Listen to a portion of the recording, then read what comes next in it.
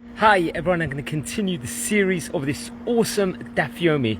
We are actually on page 72, that's Ayin Bet of Masechet Kiddushin, and a very phenomenal Gemara today, very famous one, where we're actually going to quote a pasuk from the book of Kohelet, from chapter 1, verse number 5. So it's a famous verse that many people would know, many people will be familiar with, where it says, when the sun rises, the sun sets. This is actually from the book of Kohelet, and what's it referring to? It's very much referring to something that we learn in today's page of the Gemara, where today we discuss, there's a discussion about Rebbe. Rebbe is going to give his opinion, and he's going to state over that when someone really righteous man of the generation passes away, the next righteous person is going to be born on the same day. And how is this a scene? He is going to illustrate this from when it was a rabbi of the name Rav Ada Bar Ahava. He was passing away on this specific day.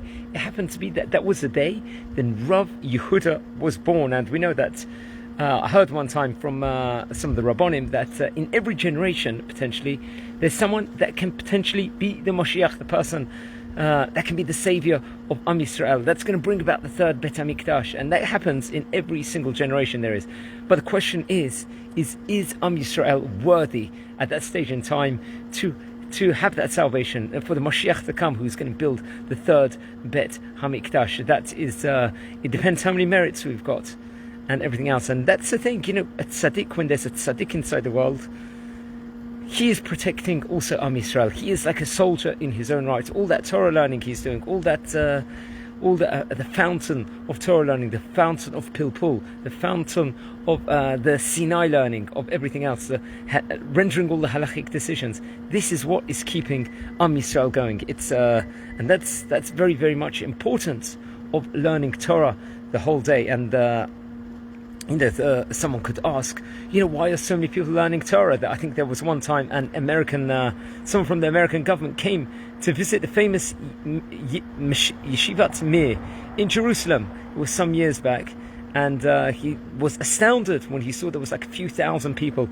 just learning Torah the whole day, and was absolutely thought it was absolutely phenomenal how people could sit down, render halachic decisions. And remember, in many of these cases, many of these people will end up working, will end up becoming rabbonim, will end up working in kashrut, will end up teaching Torah to the primary school, to the secondary school, will end up becoming dayanim. There's so many different Jewish-related positions that are taken up when one person is learning the whole day. And however, the pinnacle is when someone is learning so much and has a gifted brain where they can be sitting down the whole day, learning, people coming to them for advice the whole time, asking the tough decisions that should be made. They say about Rav Ovadia Yosef, it was his Hilula, only last week, his 10th year, there were prime ministers that actually came to him and asked him advice on what to do on various different situations, because they've got the wisdom, they've got the chachma.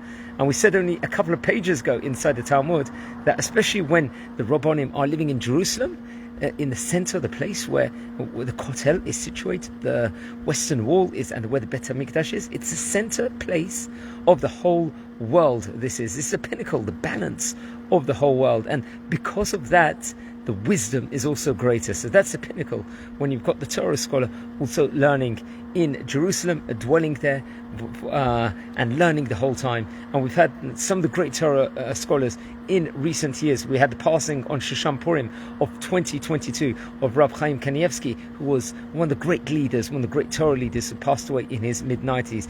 There was only Rav Ba'adani, only in the last year, that passed away. Rav Shalom Cohen and Rav Gershon Edelstein. These were all gigantic Torah scholars. However, what the Gemara is stressing today, though, which is a form of comfort, is that if one great Torah scholar does pass away, seemingly, according to Rebbe in today's page, another great Torah scholar is going to come about, great Torah giant that is going to lead the generation in all these decisions and all the major changes that's taking place. So we've all got the capability. Some person, the cynic, could say, look, I'm not so great in Torah, I can't learn, I barely know Aleph Bet, it's not for me. But no, they say that Rabbi Akiva was 40 years old when he learned the Aleph Bet, and he ended up becoming one of the great Torah scholars of Jewish history. So everyone's got the capability for it, wherever we are in the world, whatever we're doing at this point in time. But it takes growing, it takes effort, and everything else. And one other thing I would add, sometimes you need mass amounts of people to learn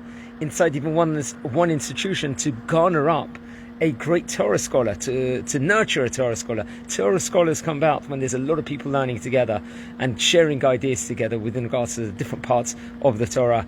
And that's the whole idea of a chavruta, where people exchange Torah ideas and bring about, the sharpness of the brain. So guys, I'd like to dedicate this actually in the Hatzlacha of Sheina Bat Avram for all the fantastic work she does in spreading Torah, and Be'ezrat Hashem, just bracha she is going to see, and Be'ezrat Hashem, just safe times also here in Israel. Have a fantastic week, and Shavuot Tov Barach, and just brachot here from the Holy Land.